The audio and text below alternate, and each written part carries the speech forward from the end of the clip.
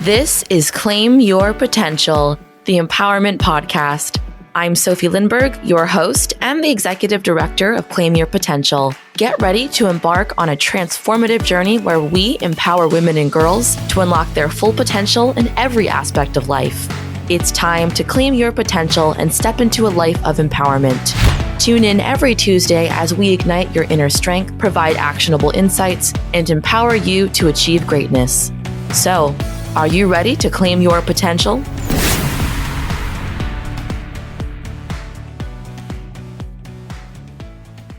Hello, everyone, and welcome back to Claim Your Potential, the Empowerment Podcast.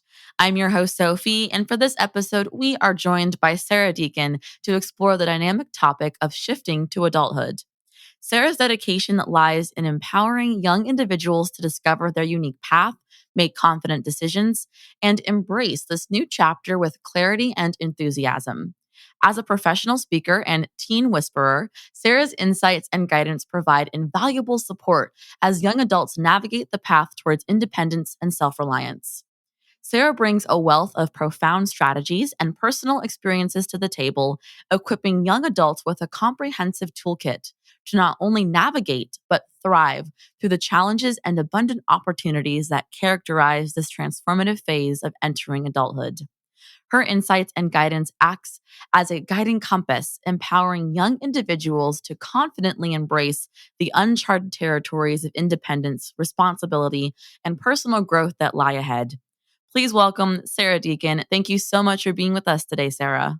Wow, Sofie, that was a fabulous introduction. I'm going to have you write my bios from now on. Thank you. Thank you. That is definitely the best introduction I've given as of yet. So I appreciate that compliment there. Always improving. That's the goal, right? Absolutely. I'd love to start our conversation off with hearing a little bit about your journey. What inspired you to become the adulting coach and focus on helping young adults navigate the transition to adulthood? Well, my story is kind of a long, winding road, and I realized that I wasn't alone. So that's really the short version of it, that I wasn't the only one who was interested in a lot of different things and didn't know what I wanted to be when I grew up. And that teens and young adults now, especially, are under a lot of pressure. They are dealing with a lot of anxieties that I didn't have when I was young. And as I started my coaching journey, I kept getting asked, "Do you work with teenagers? Oh, my son or daughter could really use you. What would it be like to work with young people?" And I had to step back and seriously consider, like, is this where I'm meant to be? Is this where I'm, being called? And I realized it was. So I stepped into it about a year and a half, 2 years ago, just embracing that demographic, the young people who were, achieving and under a lot of pressure and seemingly thriving. But underneath the surface, they were really kind of afraid and concerned that they were missing something. And that's what I get to dig into with these young people, is really asking them some of the questions that I was never asked when I was young. Like, why am I going to college? What do I want to do? But more than that, what kind of person do I want to be in the world, and how do I want to contribute? Yeah, I love that there. And I think that's something that a lot of young people, myself included, think through. And for me, that's why I chose the nonprofit sector, because I realized that where I see me making the most impact is through that work. And I think there Mhm. are a lot of teens and young adults that I see all the time struggle with finding that path, struggle with identifying, who am I? More importantly, who am I in this world? So I Right. love that that is your approach and how you go about it, making sure that you help them figure that out. And speaking of which, I feel like taking ownership of your future, and this is something that I definitely went through, is such a daunting task, thought, process for many young adults. Yeah. And is there, some tips or ways or things that you've seen in your work that can really help young people start to take control and shape their path? Well, let's talk a little bit more on that sort of that problem that, oh my gosh, this task is so huge, so daunting, so overwhelming. I need to know right now, and I need to know forever and for the rest of my life. take a breath. Is that really true? Most cases, what you need to know or get to figure out at this point is what's next and how does it connect with me? And that breaking it down to the taking the next step or the next 2 or 3 steps instead of having to have the next 80 years figured out of your life. Breaking it down and pulling back a little bit and saying, what do I have? What am I equipped with? What have I learned? What do I know? What do I like about myself? What am I proud of? And how can I do more of that? It simplifies it. It takes it out of this huge realm of everything is possible and brings it back to what you know. What is your experience? And how can I do more of what lights me up? Does that make Yeah. Oh sense? my goodness, yes, I am thinking back to the oh so many discussions I had with friends, with parents, trying to get it all figured out. And I was definitely approaching it from that big thinking lens of, I have to get this right. This is going to be my path for my entire career for the next, 20, 30, 40 years. Hmm. I don't want to mess it up. It just has to be perfect. And I think that's something that a lot of young people are trying to figure out and think that they need to have it completely figured out right now. And I, along with you, it sounds like happily encourage that it's okay to not have it 100% figured out, to have the next 40 years of your life planned, bringing it back down to, all right, what am I passionate about now? What decisions can I make to pursue those passions now? And maybe a little bit of long term thinking in the sense of how do I see these passions showing through my career or showing through the Oh, decisions yeah. I make later down the line? Yeah, there's absolutely nothing wrong with having a big picture vision, having big goals, having a career dream. Like, that's all great. And some people definitely have that and then don't know how to break it down. So there's that where, like, you know what you want to do, you've known it since you were a kid, and you're going to do everything you can in your power, and nothing's going to stop you from getting there. But then when it comes to the day to day, there needs to be sort of that, okay, how do I simplify it and how do I take steps today? And then there's the other end, like we're talking about, where I don't know, like I can't picture myself in 40 years or even 20 years or even 10 years. So it's okay to have sort of a general vision of maybe what you want your life to look like, who you want to be surrounded by, where you might want to live, and take those things and then come back to where you are now. And like I said, what are you proud of? What lights you up? Where do you feel most yourself? Like, who do you belong with? Who are your people? And then go find them. And I think there's a lot of pressure coming down, like you said, from parents, even teachers and other older generations who their experience was, I pick a career and I'm in it for the duration. That is not the reality of most people's experience, even in the Gen X, millennial generations. We change jobs, we change our minds, and we are allowed to be flexible and fluid and not have to put ourselves in one single box for the whole story. Yes. Oh, yes. I cannot count how many times I've been part of conversations and it's very much been along those lines of, oh, you have to have it figured out. I figured mine out when I was 18. I've been doing the same thing I've been doing since I was 18. I've been on the same career since I was 18. And to me, it's just not that I have an ick reaction, but it's almost like a wait a second, you've been doing the same thing since you were 18 years old. How have you not wanted to change Right. jobs? How have you not found something that you're more passionate about? How have you not, pursued other options? And I think that's definitely something that I see as a very positive part of the Gen Z generation is that I feel like Gen Z is a lot more Hmm. exploratory when it comes Definitely. to options. They're a lot more, hey, I am passionate about this. I'm going to try this out. Oh, you know what? I don't like the company culture. Let me try this out instead. So I definitely feel like they have that going from them there. And speaking of Gen Z, I feel like many people have misconceptions about that generation, whether through news or through social media or whatever it may be. What are some of the most common misconceptions that you've seen in your work? And how can those in older generations better understand and engage with Gen Z?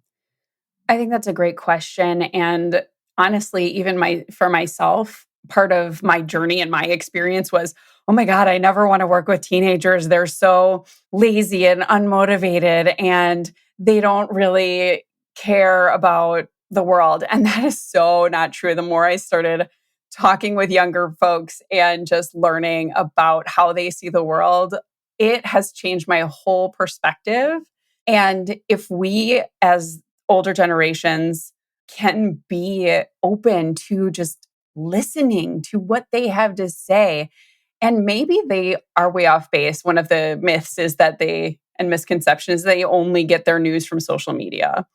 And I don't know if that's necessarily entirely a myth because I get a lot of my news from social media. So, like, that's just the way our communities are going now, that we get to connect with real people and not have to be spoon fed a filtered, polished, produced version of what's happening in the world. So, I think that actually gives younger generations and even the ones who are willing to go to social media for knowledge or awareness about things that are going on, it gives kind of an advantage because we get to see multiple perspectives and hear about different experiences. And that's something that I find really powerful and inspiring about Gen Z is that they are so open to just whatever. They will stand up for people that they might not agree with or they might not identify with. And if they see injustice or unfairness, they will call it out. They don't have any time for BS. If you are not showing up authentically, if you are saying something different than the way you behave in your life, that old saying, do as I say, not as I do, that does not work anymore on Gen Z. They are watching what we do, the older generation. I'm Gen X. So they are watching what we're doing and they will call us out for the inauthenticity, the lack of integrity, the BS that we sometimes will tell ourselves that works. It doesn't work anymore. And I think that's just the courage it takes to call out older generations, either call them out or shut them down. Like you said, they're happy to move on if they feel like they're in a toxic workplace. They just have no time for it. Life is short and they know this. And there's no time to waste on things that are not serving, growing, helping others, lighting their fire, and that kind of thing. A lot of times they just kind of don't know how to connect the dots between what they're passionate about and how they can actually show up and behave it in the world. And that's where I kind of help them figure out what that looks like for the unique individual. Yeah, and speaking of that, and I love that you said that Gen Z is, I would say I interpret that as very direct. And I would agree with that, that they are very direct, especially when it comes to calling out injustice, calling out, the BS around them, saying, hey, I don't agree with this. I'm going to tell you that I don't agree with this because I don't have the time to pretend that I agree with this. Mhm. So definitely, I've noticed that as well there. And Yeah, right or you wrong, they mentioned they share their opinions. very true. Oh, very true. And you mentioned that part of what you do is really helping young adults live life on their own terms and figure out how to navigate some of that directness into society. And so I'm curious as to how do you encourage young adults to break free from those societal expectations that perhaps might filter their voice, but at the same time, do it in a way that it comes out as them sharing their voice versus them screaming at the top of their lungs? I think that is just a brilliant way to word that question because there is a measure of appropriateness. There's a time and a place to share your opinions. And yes, it is exciting and can be very appropriate to speak up and raise your voice.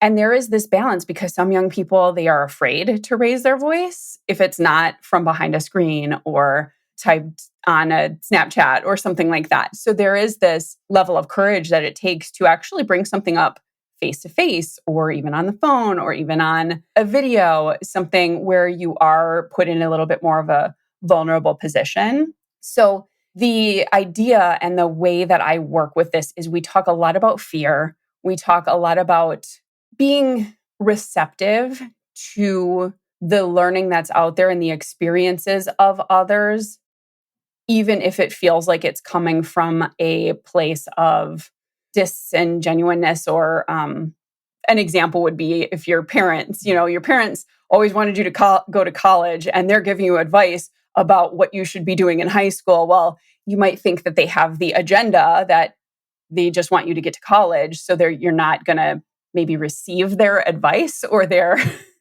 their communication.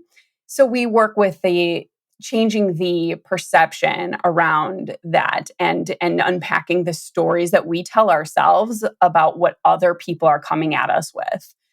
Is it pressure somebody else is putting on us for a specific reason that's theirs? Are they legitimately trying to help us figure our stuff out? Or is there some other reason? Or is the story we're telling not even true?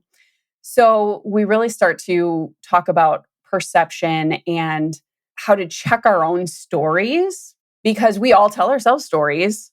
And the main thing that I see is we think that other people think about us way more than they actually do.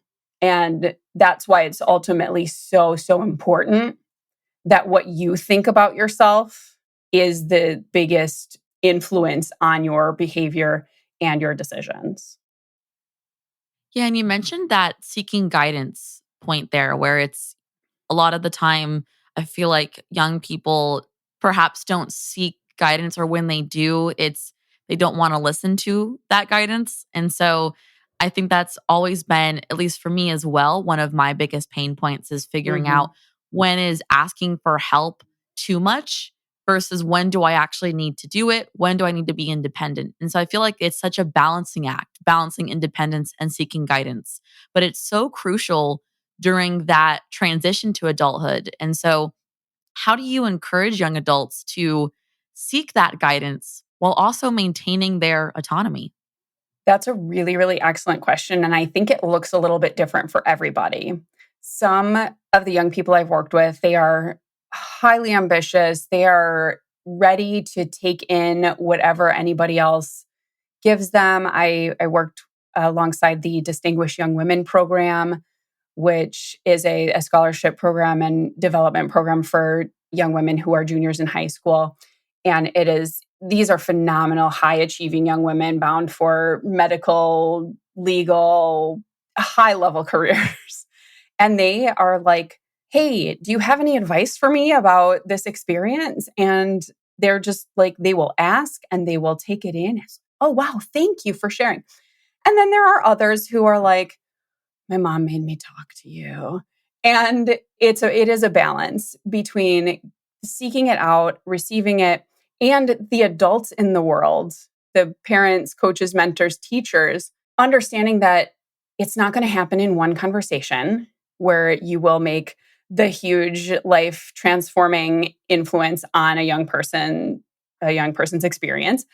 It comes from all of us working together, from the grown-ups in the room being willing to shut up and listen to what the young folks have to say, and also taking the appropriate or the effective things that they are bringing up that are worth talking about and showing them that maybe some of the behaviors or some of the thoughts or opinions or the reasons they're doing things are not effective for them. And I don't like to say good or bad or right or wrong. Is it working or is it not working? And if it's not working, that's when we have to shift. If it is working, we talk about why. So I think that answers your question about how to balance the giving advice, receiving advice, wanting advice, resisting advice. It's a matter of consistency on both sides, being willing to take the next step with each other. For the adults to listen, for the young people to listen, for the adults to share without judgment, and for the young people to understand that they have valuable experience and they still haven't had a lot of experience in the world yet. Yes, I loved that ending point there because I know that's something that I, as a part of Gen Z, have struggled with is there are those moments where I get into know-it-all mode and it's almost like, yeah, I've done this before. I know what I'm doing. I know what I'm talking about. And to some extent, there are moments where I might have more experience on something than someone else in the room. But 99% of the time, that is not the case. 99% of the time, everyone else around me has far more life experience, far more work experience, far more just experience understanding who they are and how to show that to the world.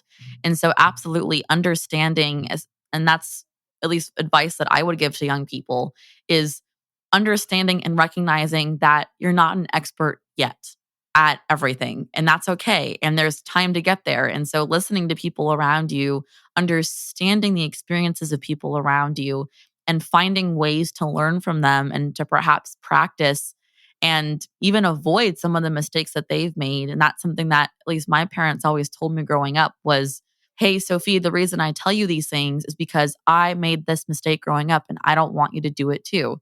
And all those moments, I Yeah. never listened to them. I made the same mistake. And it was like the I told you so dance of, didn't I tell you not to do that because you're going to end up with this output here? Like, this is Yeah. what's going to happen. And so, definitely for our young people out there, you got to listen to people sometimes. I know it's hard. I know it doesn't sound fun in the moment, but and this, I'm hoping, is not coming across as like me trying to tell you what to do here. But I will say, speaking as a part of Gen Z to Gen Z, definitely pay attention to when people give you advice because it's coming from a place of they don't want you to make the same mistakes. And in terms of connecting everything together, what is one thing that our listeners should take away from this episode? What's that one piece of advice for our young people out there? You know what? I'm just going to go off of what you just said. Be willing to learn from anyone. And this does not invalidate your experience. I want to say that, I want to emphasize that to Gen Z. You have valid experience and be proud of that and own the experience that you do have. And I know that can be tough when the adults in the room might be dismissive or not take you seriously. That doesn't mean that it's not valid and not worth utilizing in whatever way is appropriate at the time. So I want to acknowledge that you do have powerful experiences and unique experiences, and you bring value because of that. The other thing, like to go back to what you were saying, yes, be willing, be open to listening to the heart and the spirit of the advice that's being given. You may not like the way it's being delivered to you, but try to see past your own maybe feelings or resistance to it and get to the heart and the meat of what somebody might be saying to you. And the other thing I just want to add real quick, be open to learning from people younger than you. Kids are great teachers. 4-year-olds are awesome because they always ask why. Keep asking why. Take the advice of a 4-year-old and ask why, and allow yourself to find the real why answers for yourself. So be willing to learn from people older than you. Be willing to learn from your peers. Be willing to learn from people younger than you or people you wouldn't expect to have something of value to teach, because we all do. You have value to teach, and so do the people around you. Yes, I love that point there on also listening to those younger than you, and that's definitely something that I try to encourage those that I work with, especially those that are older than me, where and I do appreciate this quite a bit because of just the nature of the spaces that I work in and also with Claim Your Potential, we're a not for profit. And so I work with a lot of staff around my age, older than me, younger than me. And those that are older than me, I do so much appreciate those moments where they ask for my advice, where they ask for my experience, or they ask questions about, hey, I would love your feedback on this. I know that you're passionate about this topic. I want to hear, what you have to say. And there's so much empowerment in that. And I think that's something that I'm hoping Yeah, more Gen Z do is putting themselves in spaces where not only they ask the questions, but they get questions asked of them. for real. I think just what you said is very powerful, and I appreciate you saying it. Thank you. And for all of our listeners that do not want to stop hearing your amazing wisdom and that would love to get in touch with you, what is the best way that our listeners can connect with you? Well, you can start by stalking me on social media because I know that's what y'all do. I'm Sarah Deacon Coach on all the platforms. at Sarah Deacon Coach. There's no H in Sarah. I'm sure you'll put the links somewhere easily. And then my main website is saradeacon.com, SaraDeacon.com. Wonderful. I want to say thank you so much for coming onto the podcast. And yes, all of those links will be in the description box. So to all of our listeners that are listening right now, go ahead, go down to that description box, connect with Sara, and just keep the advice coming because I have thoroughly enjoyed this conversation. I think this was very empowering and invigorating for me as part of Gen Z. I think that being in a space where I feel respected for my experiences has been truly fantastic. So I want to say thank you again so much for coming on to the podcast, Sara. It's been an absolute pleasure. Sofie, thank you so much for having me. It was a really fun conversation. I really appreciate you. That brings us to the end of another empowering episode on Claim Your Potential, the Empowerment Podcast. Thanks for listening. If you've enjoyed our show and want to learn more about the work we do, you can visit our website, claimyourpotential.org. There, you can access our tools and workbooks, sign up for workshops, join our mentorship program, listen to previous and future episodes, donate to support our cause, and find out how you can get involved. For even more inspiring content, follow us on Instagram and Facebook at Claim Potential, where we share inspiration, educational resources, episode and program announcements, and other content designed to help you reach your full potential. Your support means the world to us, and a free way to support our show is by leaving a rating and review on the podcast streaming platform of your choice. Your feedback helps us grow and reach even more people with our empowering message. If you're unsure of how to do this, head over to our website's Leave a Review page for step-by-step instructions. Thank you to each and every one of you for being a part of this empowering community. Tune in next time as we continue our journey of learning and discover even more ways to claim your potential. Until then, remember that you have the power to create the life you desire. Keep striving and keep growing.